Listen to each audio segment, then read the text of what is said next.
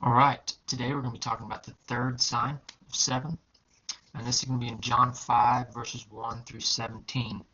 So if you want to flip there, follow through, or follow along, and then just go ahead and read that. That'd be great. So you can see Jesus is in Jerusalem. They're there for a festival, and he walks by the pool of Bethesda. And there's one man there who had been invalid and been paralyzed for 38 years.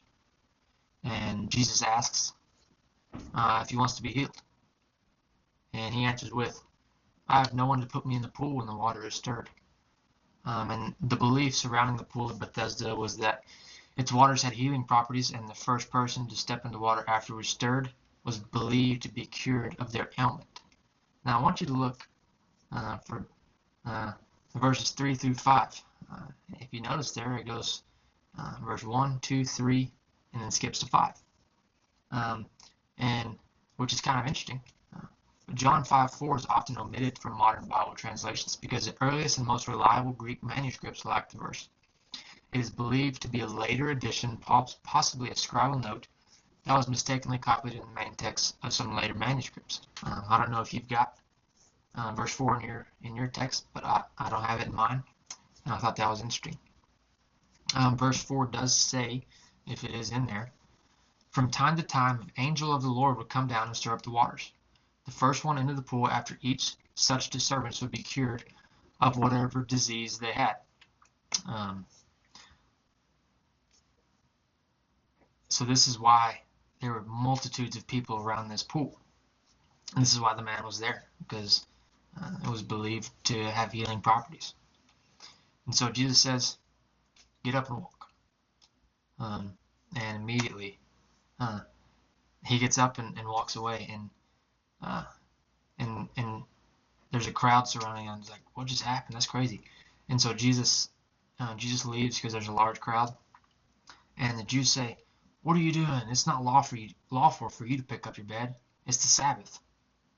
And he tells them, like, this is Jesus. He's telling them about Jesus, and the Jews say it's not lawful for you to do this. They're not celebrating the miracle that just happened. This man's been laying here for 38 years, and now he's walking around, and they're criticizing because he's got his bed in his hand.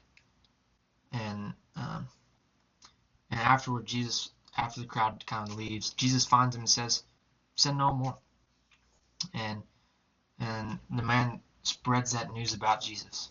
And I think that's what we need to do a better job of. I know I do. Of just spreading the news about Jesus, not can the man pick up his bed.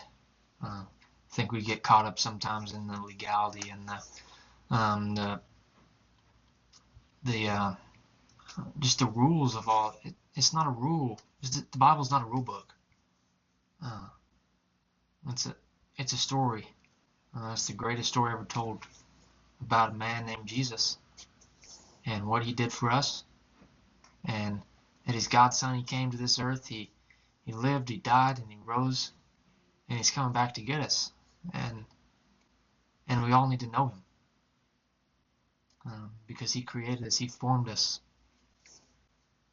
And we need to spread that news like the man did. It's like, I was laying here for 38 years, and this guy named Jesus came and healed me. Saying I was stuck in my sin, but Jesus came and healed me, and I have a new life. We've been raised from that, and so, man, how can you spread the news about Jesus this week or from now on? How can you take the part of your life which is paralyzed and have Jesus in you raise that to be walking again? So I encourage you to find that and talk about it with somebody. So hope y'all are having a great week. We'll see y'all next time.